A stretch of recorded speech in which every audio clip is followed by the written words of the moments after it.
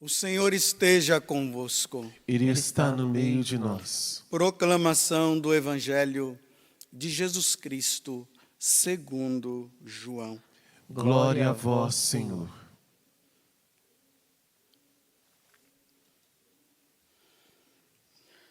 Naquele tempo, Jesus foi para o outro lado do mar da Galileia, também chamado de Tiberíades.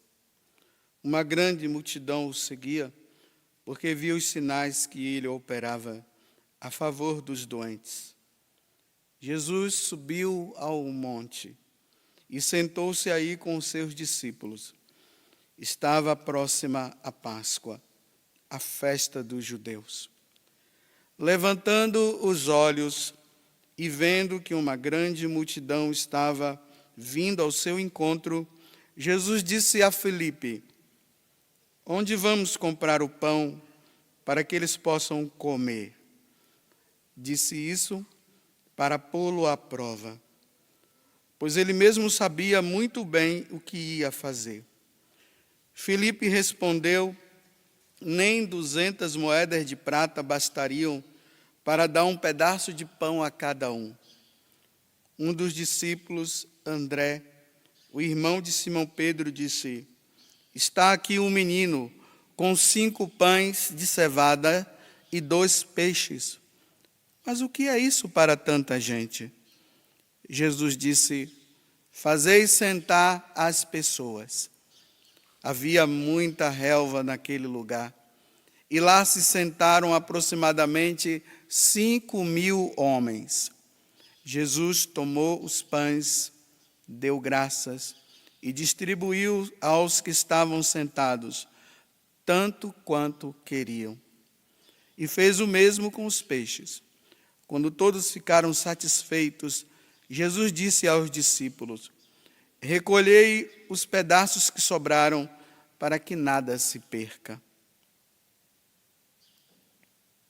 Recolheram os pedaços e encheram 12 cestos com as sobras dos 5 pães, deixadas pelos que haviam comido. Vendo o sinal que Jesus tinha realizado, aqueles homens exclamavam: esse é verdadeiramente o profeta, aquele que devia vir ao mundo. Mas, quando notou que estavam querendo levá-lo para proclamá-lo rei, Jesus retirou-se de novo, sozinho, para o monte. Palavra da salvação. Glória a vós, Senhor.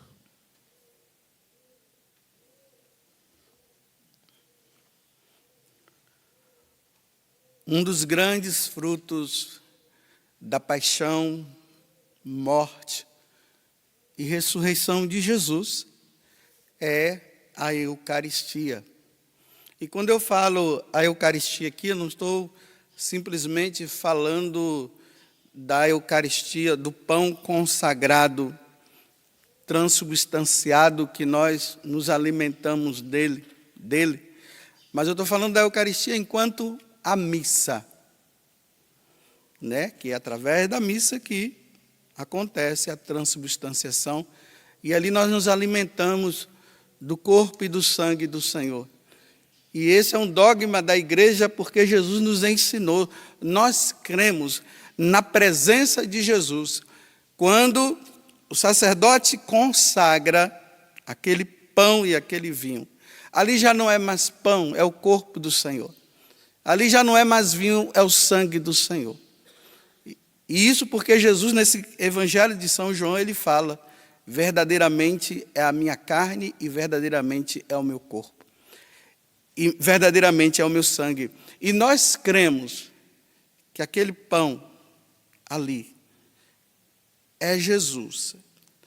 É Jesus presente no meio de nós, na sua realeza, na sua divindade e na sua humanidade.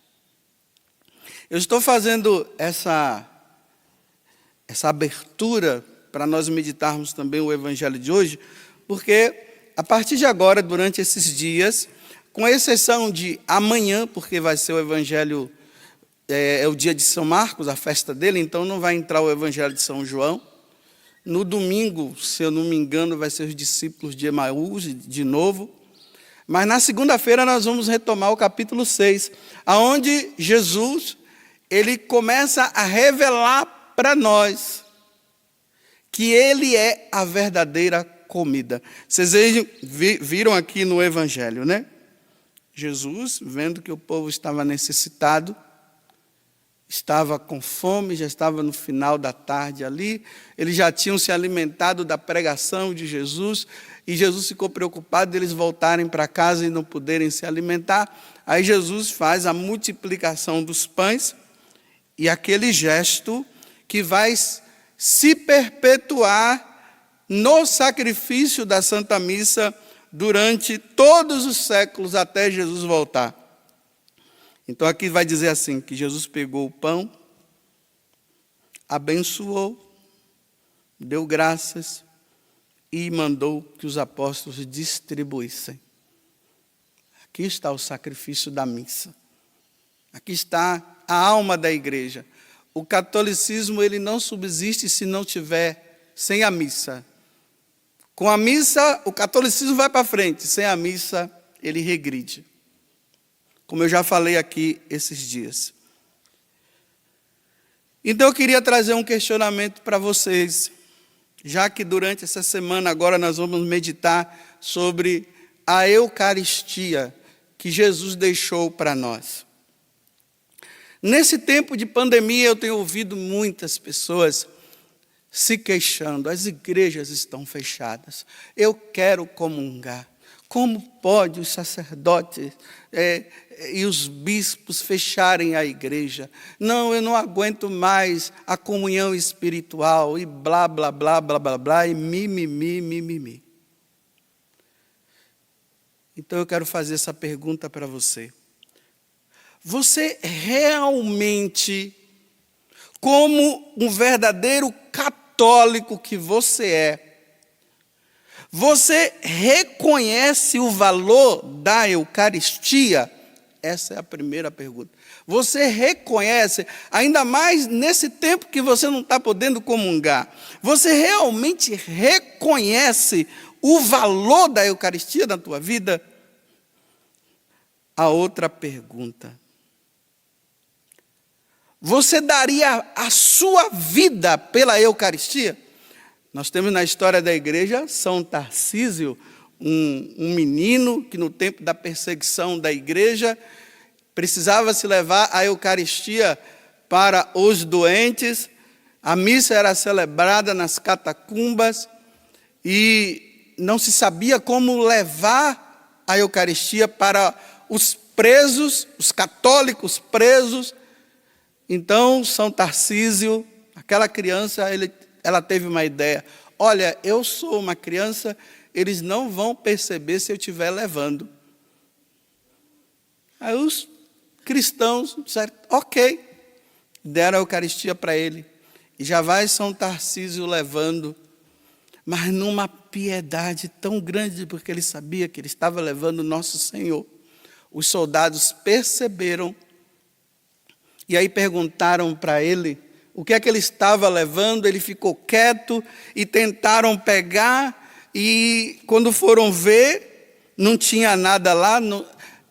Aí o São Tarcísio, ele comungou, e pela desconfiança deles, eles mataram. Mataram aquela criança. Ele é o mártir da Eucaristia. Você daria a sua vida pela Eucaristia? A Eucaristia realmente é tudo na sua vida, nesse tempo que você está aí sem comungar. Eu sei que você está dizendo para mim, sim, padre, é sim, eu estou sentindo tanta falta. Tem uma pessoa que eu até conheço, que ela está dizendo, a minha vida sem a Eucaristia não é nada, e chora porque não está comungando. Então, repito, a Eucaristia é tudo na sua vida. Você crer na presença de Jesus na Eucaristia, isso que a igreja sempre nos ensinou, começou por Jesus. Você realmente crê, acredita na presença de Jesus? Você sabe que ali é Jesus? Porque os protestantes não acreditam. Martim Lutero, infelizmente, trouxe essa erva daninha, e já no passado também, mas a igreja veio e conseguiu tirar essa heresia, mas Martim Lutero, e tem aí os cristãos que dizem que são cristãos, que adoram Jesus, mas eles não acreditam na presença de Jesus. Então você acredita? Você daria a vida? Olha bem, eu estou fazendo essas perguntas porque o próprio catecismo da igreja fala que a igreja será perseguida. A igreja católica sempre foi perseguida. Vocês viram na primeira leitura a perseguição que começa lá com os apóstolos? A igreja católica, ela só é católica por causa da perseguição. Se não tiver perseguição, a igreja, a gente fica meio na dúvida, porque tem que ter. Porque se nosso Senhor foi perseguido, os apóstolos foram, a igreja precisa ser perseguida, porque a igreja católica é sinal de contradição no mundo. A igreja só cessará a perseguição dela quando nós estivermos no céu. Aí sim, lá não haverá mais perseguição. E uma das perseguições que se fará em relação à igreja católica vai ser justamente por causa da Eucaristia. Esse negócio de missa, essa questão de dizer que acredita em Jesus presente, esse negócio de comungar, celebrar missa não pode, como já aconteceu no passado, isso vai acontecer no futuro. Não estou dizendo que é amanhã, e nem me tenham como profeta, dizendo que eu estou profetizando. Não estou profetizando, estou falando uma coisa que é real. É real, isso não precisa mais profetizar, porque Jesus já profetizou, ele disse que é assim. Acho graça que o pessoal fica dizendo, né? Ah, tal pessoa profetizou a perseguição no futuro. Não, Jesus já profetizou, não é novidade. É assim mesmo. Então vamos lá agora. Imagina que hoje, né, se fala tanto de uma ordem mundial, onde vai ter uma pessoa que vai governar o mundo, e quando ele governar o mundo, uma das coisas que ele vai fazer é unificar as religiões, e para unificar as religiões, vem a perseguição à igreja católica, porque a igreja católica não vai entrar nessa onda, não vai entrar. E uma das coisas que eles vão fazer é missa. Tem que acabar com a missa, tem que acabar com a Eucaristia. Aí vamos supor que tenha realmente esse mandador, esse homem que vai governar o mundo e que vai perseguir a igreja. E ele fala o seguinte, olha, vocês acreditam na presença de Jesus na Eucaristia, né? Então tá bom, eu não vou perseguir vocês por causa da Eucaristia, não. Mas eu vou fazer uma coisa. Todo mundo vai ter direito a se alimentar. O supermercado está aí, tudo de graça. Todo mundo vai comer, porque é eu que mando. Mas eu quero dizer uma coisa para vocês, católicos, que dizem que acreditam na presença de Jesus na Eucaristia, e que vocês dizem que é alimento para vocês. Então, para os católicos, eu também vou permitir que os padres celebrem a missa. E vocês podem livremente participar das missas. Nós não vamos perseguir vocês em relação à missa. Mas só tem uma coisa. Quem for para a missa não vai ter direito a se alimentar da comida normal. Vocês vão ver que na segunda-feira, na continuação desse evangelho, Jesus vai dizer assim que nós devemos lutar pela comida que não perece, mas aquela comida que nos leva para a vida eterna, que Ele há de dar Aí ele diz que é ele mesmo, porque ele é o pão da vida. Então, a perseguição vai ser dessa forma. O padre que celebrar a missa, ele não vai ter direito a comer feijoada, não vai ter direito a comer o seu hambúrguer, comida normal não come, só a Eucaristia. O padre que celebrar a missa perde o direito. E o fiel, amante da Eucaristia, a mesma coisa. Só vai poder comer a Eucaristia. Não vai poder comer outra coisa. Bem, os protestantes estão livres. Eles não acreditam. Eles estão tranquilos. Eles vão comer à vontade. Eles não acreditam, eles não comungam, eles não participam da missa, eles têm o culto, eles vão dizer, nossa, nós estamos aliviados dessa. Mas Jesus é o nosso Senhor, sim. Agora, os católicos vão viver somente da Eucaristia.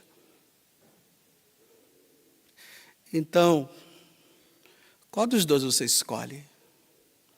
Você quer preservar a sua vida para esse mundo?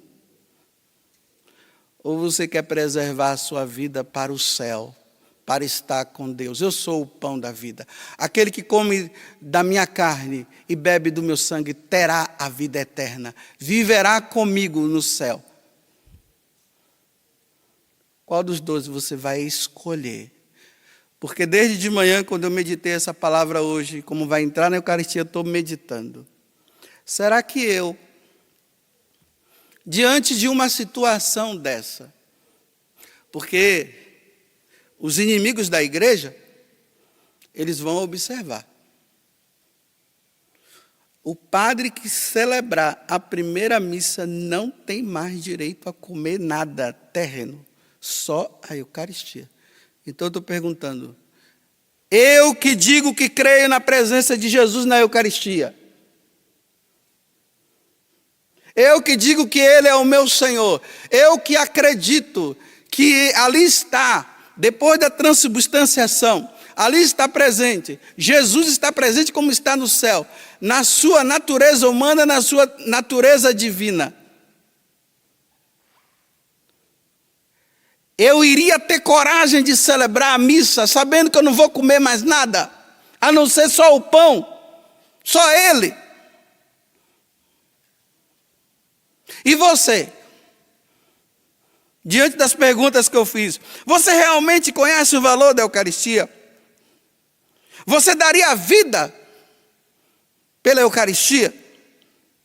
Você que está sofrendo porque hoje você não comunga, diante de um governo perseguindo a Igreja Católica e dissesse isso, você iria optar por qual dos dois? A Eucaristia ou a comida em abundância dos supermercados de graça para você preservar a sua vida, a comida no shopping, tudo, todo tipo de alimentação? Qual dos dois? Aí, meus irmãos, eu quero dizer para você, aí realmente nós saberíamos quem é que realmente tem necessidade de Deus. Quem tem necessidade da Eucaristia, quem tem a Eucaristia como presença de Deus. Eu não consigo viver sem a Eucaristia. Eu estou ouvindo muito isso. Numa situação dessa, qual a opção sua? Se você for para a missa, você vai comungar. Adeus feijoada. Adeus pão normal. Adeus hambúrguer. É uma missa por dia, até morrer. Se você disser, não, eu não vou para a missa, você vai viver ainda por um tempo. Você vai ter um tempo de vida. Qual dos dois você escolhe?